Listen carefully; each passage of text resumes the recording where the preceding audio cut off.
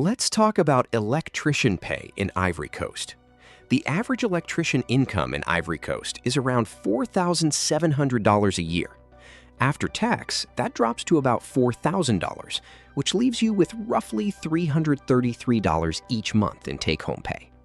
While average electrician pay across the country is moderate, working in Abidjan brings home about $4,700 after tax because big cities pay more, but higher living costs in the city often balance out that gain. Entry-level electrician wages start well below the main average, though you'll see your pay go up fast as you gain experience. That growth slows down later unless you take on supervisory duties. Having a university degree helps you earn noticeably more than workers without one, so it's a great way to move into higher-paying roles like electrical engineer or project manager.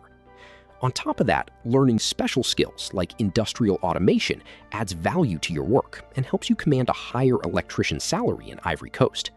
If you're wondering how much does an electrician make in Ivory Coast, specialized skills make the biggest difference.